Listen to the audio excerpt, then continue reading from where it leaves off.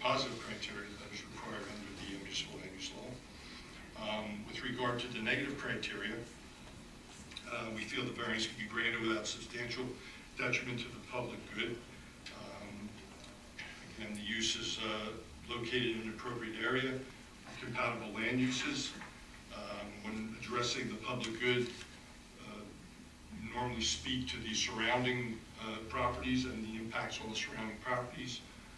So as a compatible land use with appropriately sized site with significant buffers, we don't see any negative impact to the surrounding land uses. By the nature of the use itself, there's no detrimental impacts such as traffic, noise, odor, glare. There's no detrimental impacts of that nature associated with the use itself. And again, on the larger scale, relative impacts on the public good, again, it's as an inherently beneficial use, it's universally considered a value to the community because it fundamentally serves the public good. So it'd be hard to argue that it could be a detriment. With regard to the negative criteria relating to comparing the intent and purpose of the zone plan, well, again, we would contend, in my opinion, that it should be a permitted use. So this is the zone that this use would occur in based on your existing zoning districts. It's an institutional zone. This is an institutional use. The uses that are permitted in this zone are very consistent with this use. So I do not see it in any way impairing the intent of the zone plan.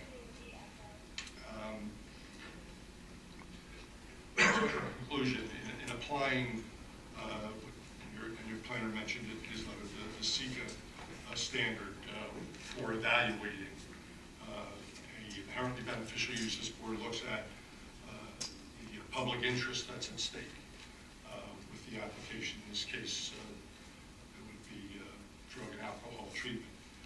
The second standard is what are the potential detrimental effects of the use in evaluating the variance. And again, we see virtually no detrimental effects from this use given the suitability of the site, given the suitability of the zoning.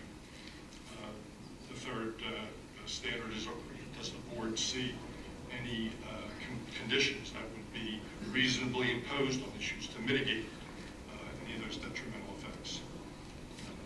It's certainly at the discretion of the board. Again, we see really no detrimental effects that are resulting from this.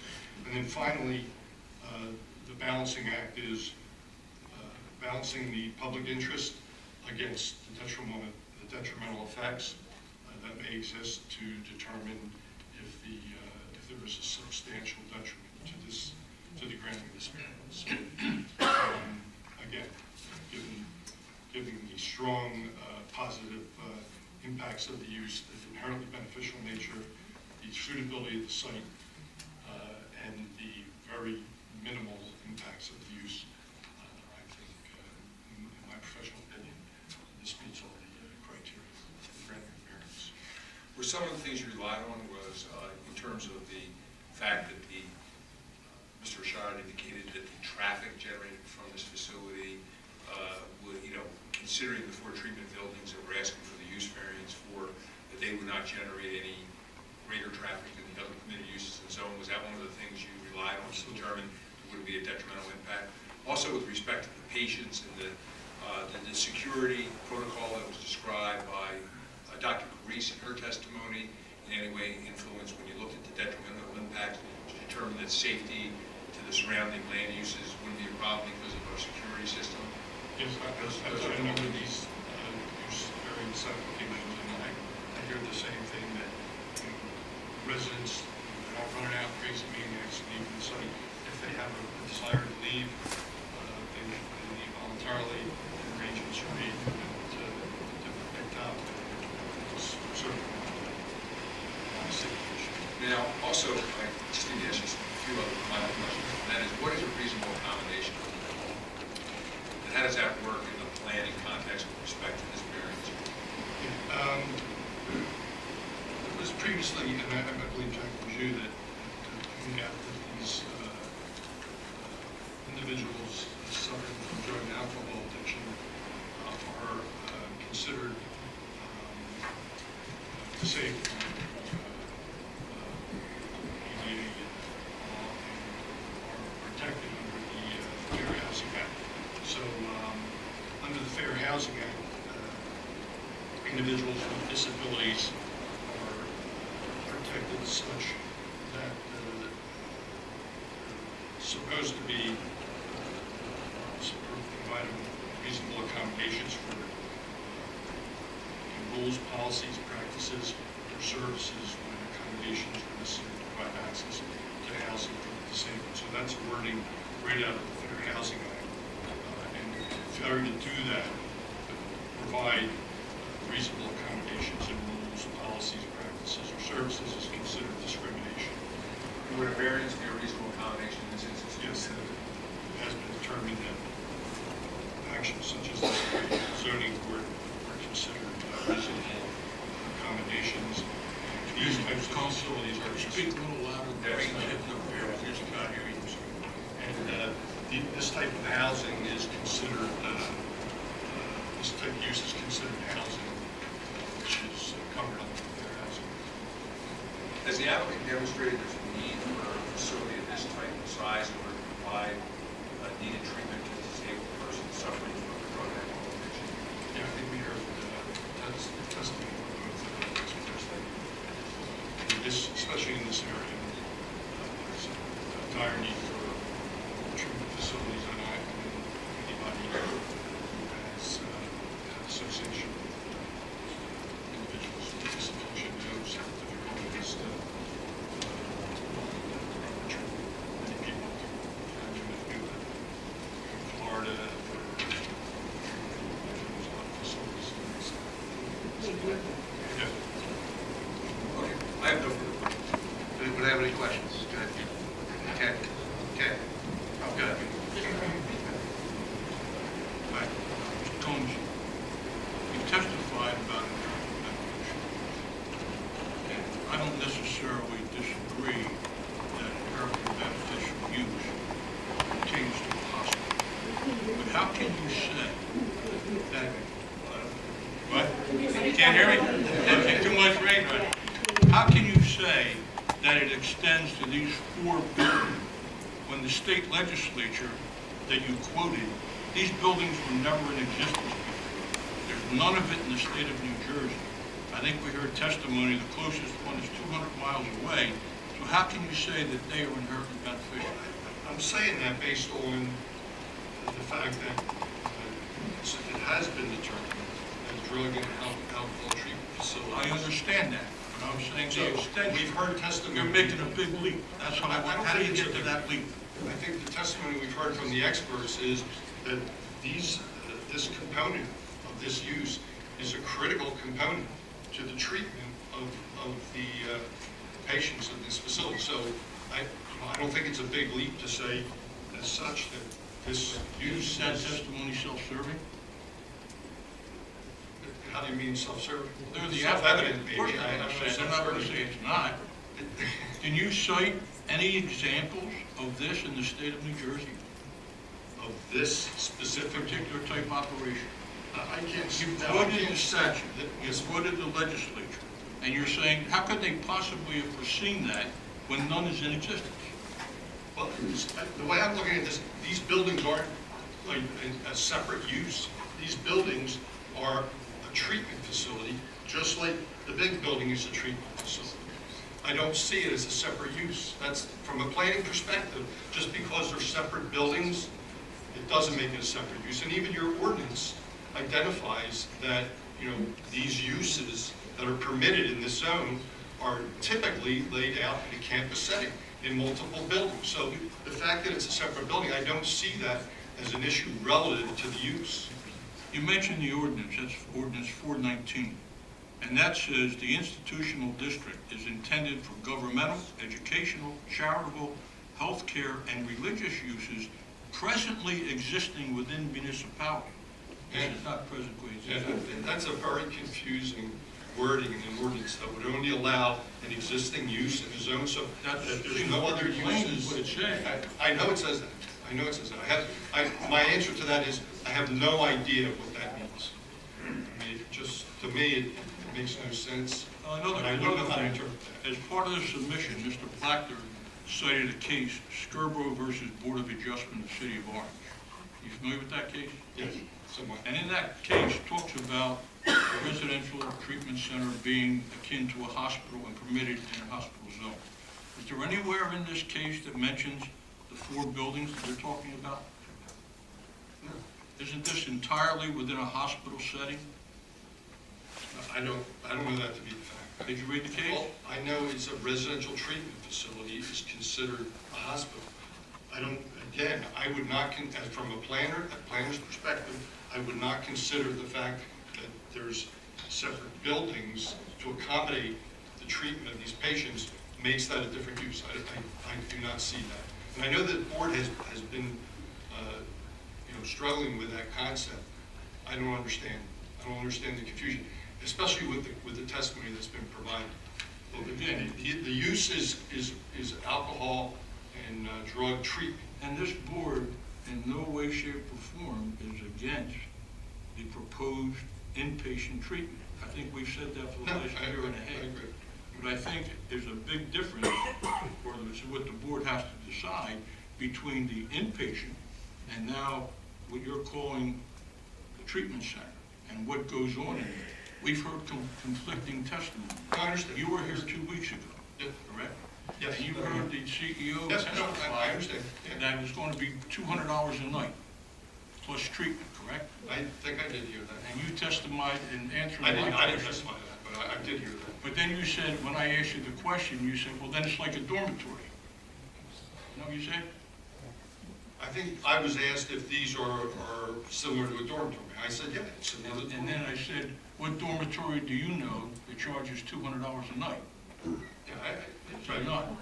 Now, another thing, the residential I treatment see it's center, pertinent to the. isn't there something in the state statute, or the state administrative code, that talks about you must have 24 consecutive hours of treatment in order to be a residential treatment center? You familiar with that? I'm not familiar with that. Would be, oh, I'm not familiar with that. if I told you it's in there, then you couldn't disagree with it as a planner. Because that was submitted as part of one of the submissions. And it's right in there that a residential treatment center requires 24 consecutive hours. So if that's the case, how can you say that these 4 buildings are residential treatment centers when they don't get 24 consecutive hours? As a planner. No, if I couldn't say it meets that criteria, I would say that that's a residential use, that it's a residential component of this use, which is a treatment facility. That's what I would say. Another question I had, when you're reasonable accommodations, in your testimony, in your opinion, this applies to buildings that are not even built yet? Yeah, it applies to actions by this, it can apply to actions by this board in granting a use variance. So it would be buildings that are not constructed. And Thank you. the criteria is that it doesn't impose, any financial burden, which this will not. I think, Ken, you have something, Ken? I don't have a question on the application. I don't know if it's appropriate, but I'm going to ask anyway regarding, because you brought up the Fair Housing Act. Yes. Do you know if these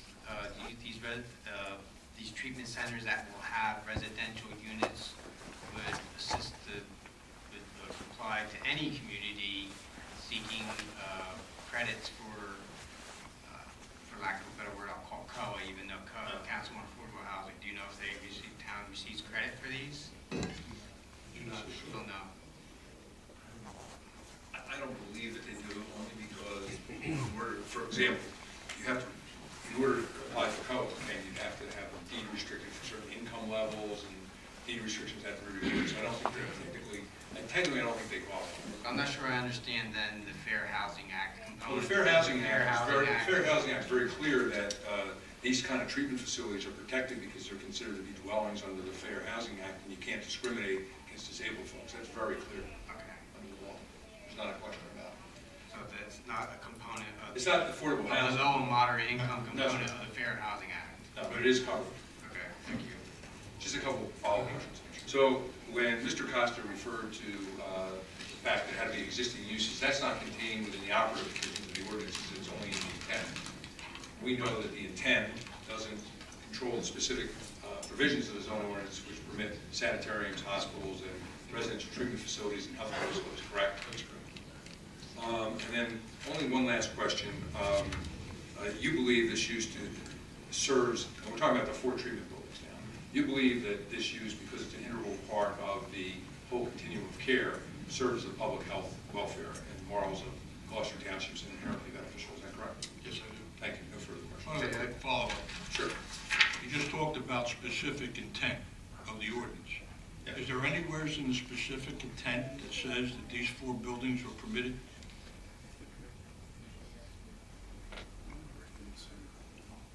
These 4 buildings on this Treatment, application? yes. It says that. A hospital. It says that it says that the uses in this district are often arranged in a campus setting. That's in the So- intent. I'm talking about in the ordinance. Oh. Specific, and you just said, you agree with Mr. Plattner, that specific intent overrides the general intent. Yeah. I'm No, asking yeah. you specifically in the ordinance, Right. does it permit this type of housing? I mean, there's wording. Yes or no? I'm going to say, I'm going to tell you where it is. There's wording in the ordinance under accessory use that residential uses are permitted when in conjunction with. Under specific, can you show me? Yeah, sure.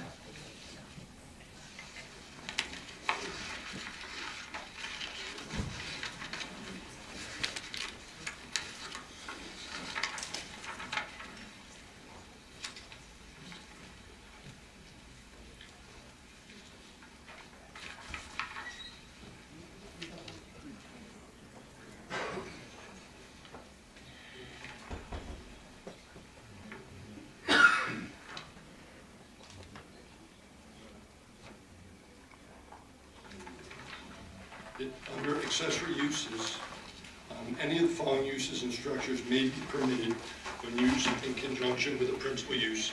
And it says accessory uses on the same lot and customarily incidental to the principal use. So I would interpret that to be, and then elsewhere, it permits residential uses. So you're saying it's an accessory use? I'm saying it would permit this type of unit, use as an accessory. As an accessory use? Now, I don't, what's your I would not definition- consider it an What's your accessory. definition as a planner of accessory use? I don't consider it an accessory use, but it You would just said it permit, would be permitted as it an would accessory permit use. similar type uses such as Isn't an dormitory. accessory use something that's similar and common? Isn't that basically the definition of accessory use? Something that's similar, it's common, it's used? What's your definition? Accessory is Accessory. something that's incidental to the principal use. How can you say that if it's never been done before? Because I've heard testimony from the experts saying that how this use is related to the treatment of the patients in the facility. So It's up to the board to find out whether or not that testimony is credible. yes, thank you. That would certainly Well, be. just a follow-up. Thank you. The testimony showed, though, you were in the room when the expert testified, correct? Yes. And the fact of the matter is that this use, these 4 buildings, the testimony was that that type of building does exist in multiple locations. It's just that it doesn't exist all on one campus. Is that correct? Right. So it does exist. Yeah, I mean, this is, they call them some halfway houses, some, there's all kind of facilities where there's residential, people recovering alcoholics and drug addicts are housed in a common area. And many of those are This is permitted the by advantage. statute. I'm sorry? And many of those are permitted by statute, but there's Usually in a nothing. residential zone. Right. Kevin? Just have one question, just for point of clarification. Could you identify for the record just what's in the corner? You identified the college, you identified the youth facility and your campus. What's all the way down on the far right-hand corner? Could you identify that, please? Right here. Far right-hand corner. Can you identify that? Public park. That's the park. Okay, that's- Parker to come. The ball field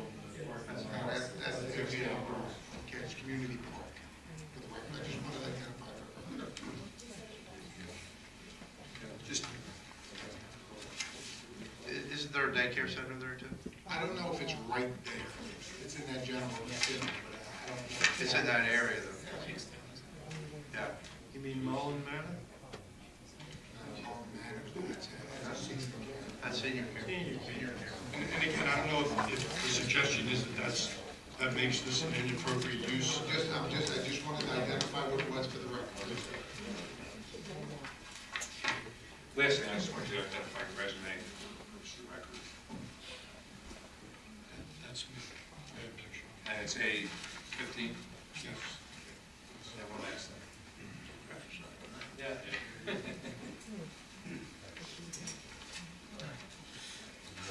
And then the resolution that you referred to, with the zoning board upholding the elector's decision, Right. is A, A17. okay, and the only thing I'd like you to do is, in paragraph 5, there was a finding about this facility, and while it did hold that the 4 treatment buildings would require a variance, and they upheld Mr. Lecter's decision, did it also hold that a large portion of this facility was permitted? Yes. Would you just read that section of that resolution, please? They were the opinion that this was more of a residence than a treatment center, and that by the individuals paying $200 a night, it was more like a hotel or boarding house. Based upon the above, it was the board's decision that the 150-bed hospital would be permitted, the 1-building treatment center would be permitted, however, the residential component part is not permitted in the institutional zone, and a use variance would be required. And it's your opinion that this 4 treatment buildings are an integral part, based on the testimony, of this continual treatment, and that's why they're inherently beneficial. Thank you. Just let I have no further. Okay, council, it's 11 o'clock. I'm going to continue this until next month. We have a lot of people. I want to give Mr. O'Neill a lot of time that he deserves. Yeah, we need that. And there's a lot of people that we need to hear from the public. So we're going to continue this at our next meeting. Did you announce it, or is it going to be bylaws? No, there was a word prior to that, and there was a word after that really you need to control yourself, that I heard clearly. One began with an A and one began with a P, and that is uncalled for in this court. I have no idea what you're talking Yeah, I know you don't, because you're going to deny allegedly you said it, but I heard it. about. I have no So idea. I'll file a lawsuit for you. Okay, all right, guys. When's the next meeting? Well, just for the record, so everybody knows, the public, that in January, when the board reorganizes, we set the time period for the meeting at 7:30, no new business after 10, and the meeting closes, the meeting is adjourned at 11 o'clock. And there's case law, I think Mr. Plachter will back me up on it, where the courts don't want the board to go on and on and on and be rushed to make a decision. And that's why this board adjourns at 11 p.m. What's the next date, please? Could you announce that next date, Mr. Chairman? The next date, when's our next meeting? March 9th and March 23rd. We prefer March 9th. March 9th? Yes, sir. Okay, we're not going to re-advertise, or you don't have to re-advertise. We will reconvene March 9th, 7:30. I think just for the record, we're not going to rehash everything that was heard.